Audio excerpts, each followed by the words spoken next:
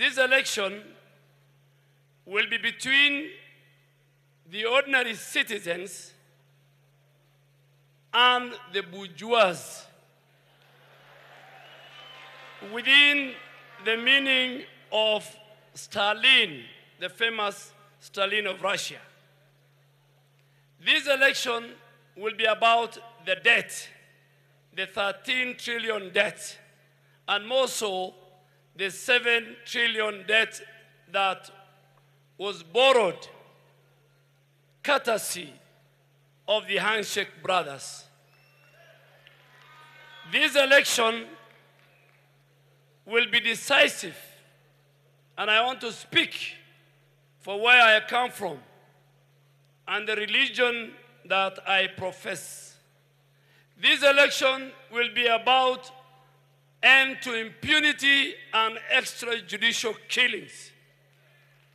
Many Kenyans, never in the history of this country, under a robust Bill of Rights, their bodies are found in our best of our rivers, in the Yala River and in Tana River.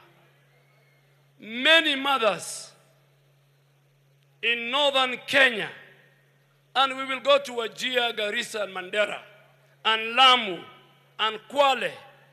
Many women have lost their brothers, their husbands, their sons through state-organized extrajudicial killing. This government that we are going to form must stop and must protect the lives of innocent Kenyans. This election is going to be about protecting the 2010 Constitution. This election will be about those who tell us that for you to ascend to public office, your father and your family must have a history. This election will be very, very decisive because for the first time in our country, a sitting deputy president was humiliated both in his personal capacity and in the office that he holds that the Constitution created. And I want to thank the framers of the 2010 Constitution that insulated the office of the Deputy President. If that was not done, today William Ruto will not be sitting here as the Deputy President of the Republic of Kenya. Let me make one confession, because confessions must be made and confessions must be stated. I was the best friend of President Uhuru Kenyatta and his deputy. And I remember one morning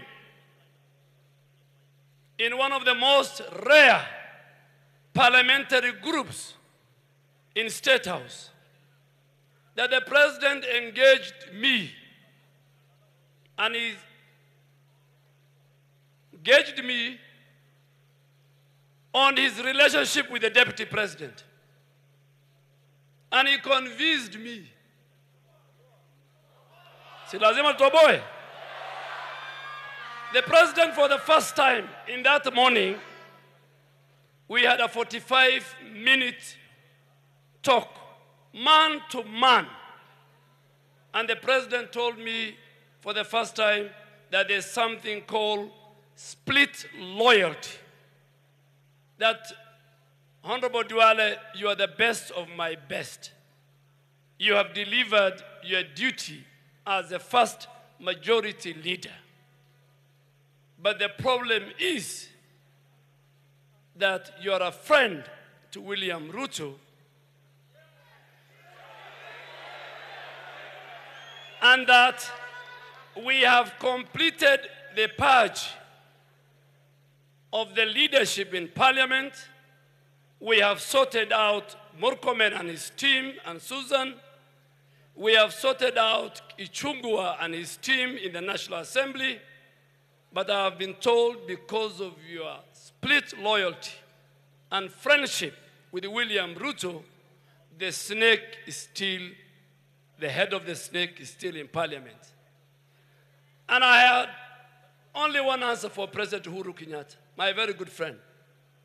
I told him I'm a man of God and I'm a Muslim and I have walked a long journey with William Ruto. I am ready to take a walk from your administration.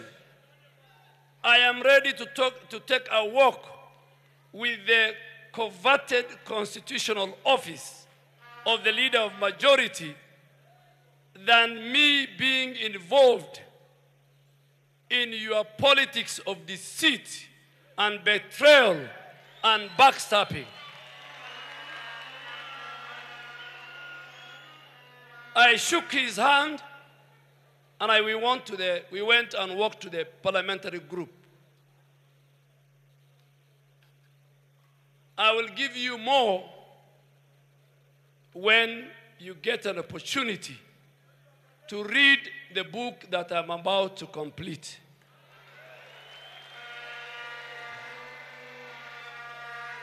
We must say in this election, that we are tired of politics of deceit, of betrayal, by more so those who occupy the highest office in our land. And my good friend, Honorable William Ruto, when you become a president, inshallah, I want to beg you, please don't allow brokers and drunkards and thugs who will work in your office to undermine and humiliate both the character and the person and the office of future deputy presidents who I am sure they are sitting among us here. You must stop that. And because you're a man of God, since 1963, when Jomo Kenyatta became president, since Mzee Moi's time, and now under President Uhuru Kenyatta, the common denominator in the Kenyan politics was none other than politics of deceit, backstabbing, and betrayal.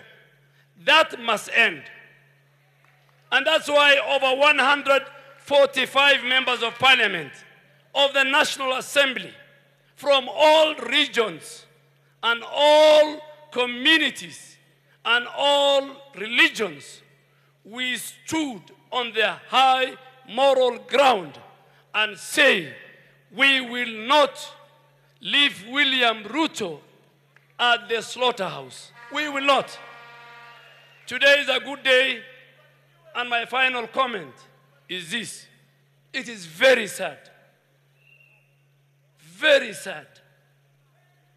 to hear Gideon Moi, who in my opinion is a product of corruption,